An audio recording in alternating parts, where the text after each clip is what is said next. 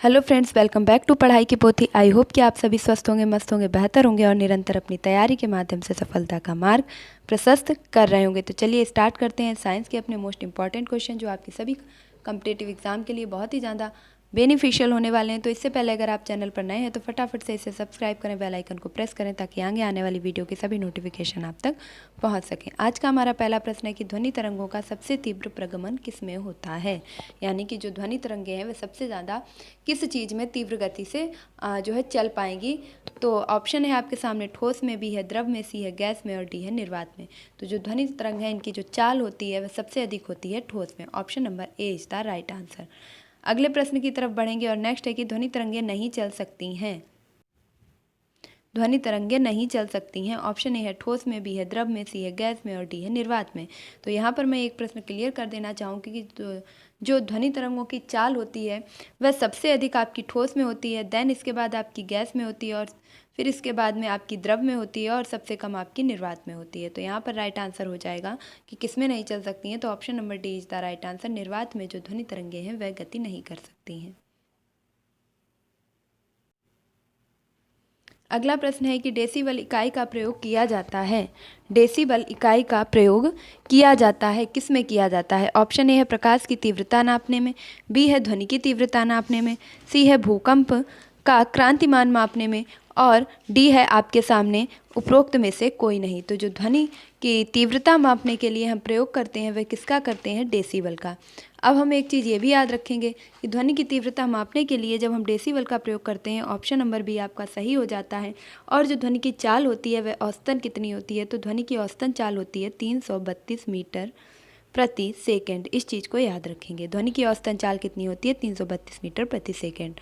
और ध्वनि सबसे ज़्यादा किस में गति करती है? तो ठोस में। सबसे कम निर्वात में। किस में मापी जाती है? डेसिबल में। तो आई होप कि आप सभी क्वेश्चंस को अच्छे से समझ चुके होंगे। अगला प्रश्न है कि कौन सा विटामिन जल में घुलनशील है? तो जल में घुलनशील विटामिन आपका कौन सा है? ऑप्शन ए है AD, बी है आपका डी और ई, सी है ए और के और डी है सी और बी। तो यहाँ पर जो राइट आंसर होगा वह हो जाएगा option number D is the right answer. C और बी पानी में घुलनशील विटामिन है। अब आप इन्हें याद कैसे रख सकते हैं? तो आप याद रखेंगे कि कीड़ा, KEDA, कीड़ा जो है वह किस में घुलता है? वसा में। कीड़ा को घी, दूध, मलाई वाली चीज़ें ज़्यादा पसंद है, तो किस में? वसा में। और बचा कौन सा आपका? बी और सी, तो वह किस में चला जाएगा? जल में। तो आई होप कि अब आप ये क्वेश्चन कभी भी नहीं भूलेंगे। अगले प्रश्न की तरफ चलेंगे और नेक्स्ट है कि निम्नलिखित भारतीय अंतरिक्ष प्रोग्रामों का सही कालक्रम अनुसार क्या है? मतलब क्रम के अनुसार से कब कब जो है इनको प्रोग्राम को सही तरीके से सेट करना।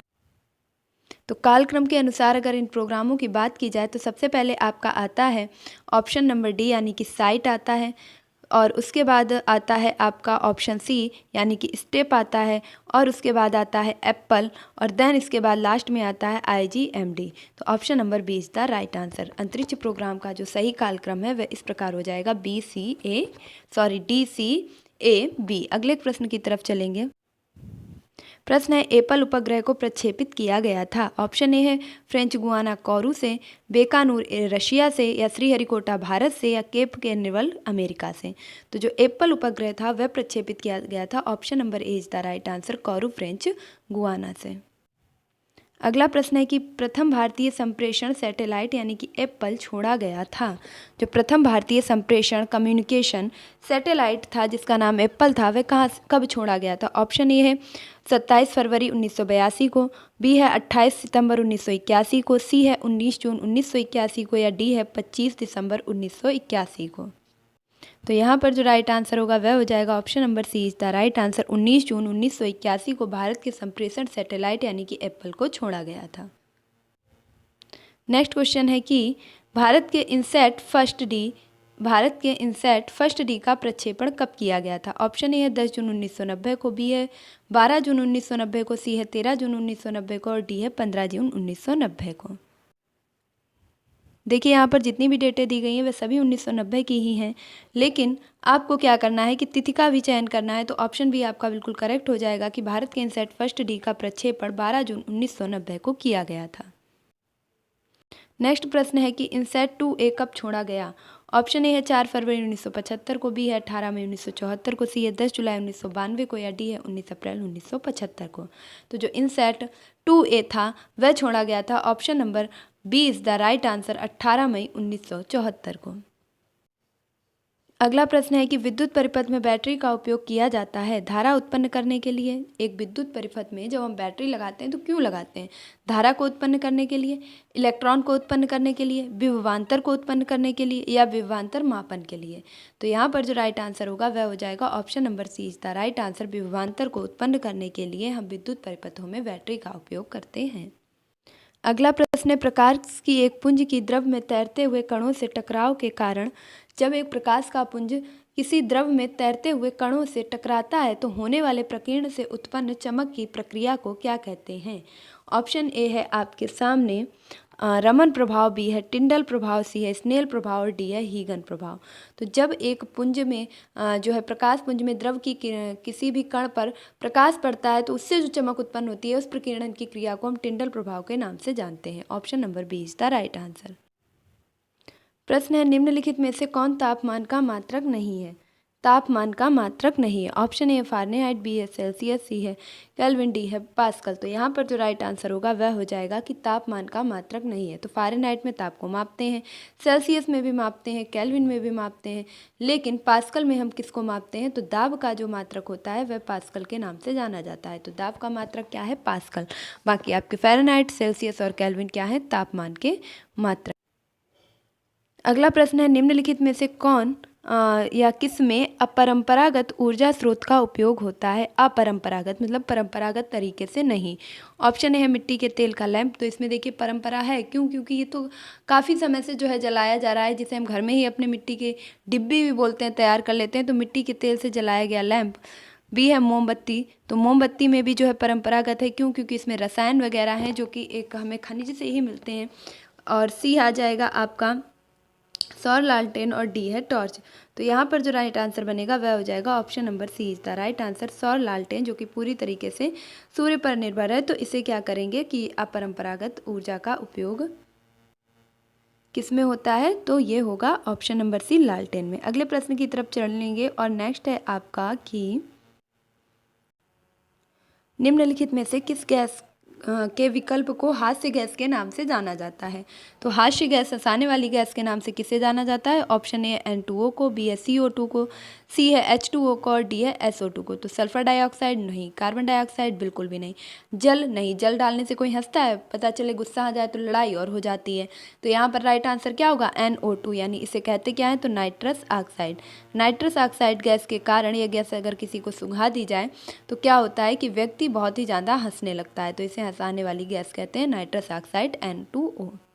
अगला प्रश्न है कि रासायनिक गुणों के मध्य मेंडलीफ ने इन तत्वों के साथ मिलकर बने यौगिक पर ध्यान केंद्रित किया।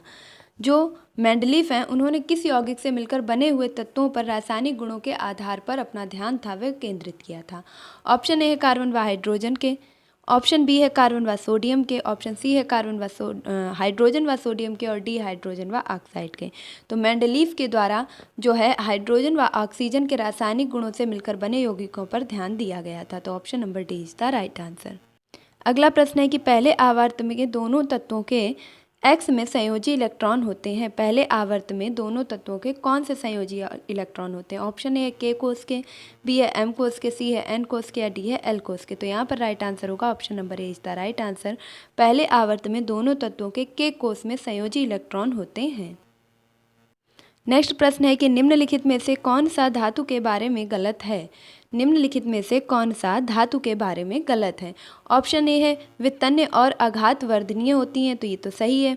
वे ताप और विद्युत की सुचालक होती हैं। बिल्कुल, जो धातु होती है वह ताप की भी सुचालक होती है और विद्युत की भी सुचालक होती है। किसी भी धातु को आप ले लीजिए, आप प्लेटिनम ले लीजिए, आप ग्रेफाइट ले लीजिए, आप किसी भी प्रकार की धातु को लीजिए, उसमें जो है विद्युत का चालक करेगी वो।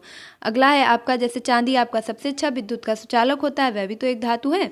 ऑप्शन सी है इसका गलनांक और क्वथनांक उच्च होता है। बिल्कुल, इसका गलनांक और क्वथनांक उच्च होता है। ऑप्शन डी है ये विद्युत ऋणात्मक होता है। जी नहीं, यह विद्युत ऋणात्मक नहीं होता है, बल्कि ये विद्युत धनात्मक होता है। क्यों? क्योंकि इसमें विद्युत का संचालन हो पाता है। तो ऑप्शन नंबर डी आपका गलत था, जो आपका राइट आंसर हो जाएगा। तो यहाँ पर डी करेक्ट होने के कारण आपके जो प्रश्न थे 20, वह पूरी तरीके से कंप्लीट होते हैं। आई होप कि आपको वीडियो ज़रूर पसंद आया होगा, अपनी परीक्षा की दृष्टि से हेल्पफुल लगा होगा। तो अगर आपको वीडियो पसंद आया तो प्लीज़ एक लाइक ज़रूर कीजिएगा। आपका एक लाइक मेरा काफ़ी हौसला बढ़ाता है, नेक्स्ट वीडियो लाने के लिए इंस्पायर करता है। और अगर आप चैनल पर नए हैं, आपने अभी तक इसे सब्सक्राइब भी नहीं किया है तो क्या कर रहे हैं, फटाफट से सब्सक्राइब कीजिए, बेल आइकन को प्रेस कीजिए ताकि आगे आने वाली वीडियो की सभी नोटिफिकेशन आप तक पहुँच सके। मिलती हूँ अपने नेक्स्ट वीडियो में, तब तक के लिए खुश रहिए, मस्त रहिए, पढ़ाई में निरंतरता बनाए रखिए, अपने माता पिता गुरुजनों का सम्मान कीजिए और पढ़ाई की पोथी को सपोर्ट करना बिल्कुल भी ना भूलिए। Thank you for watching this video.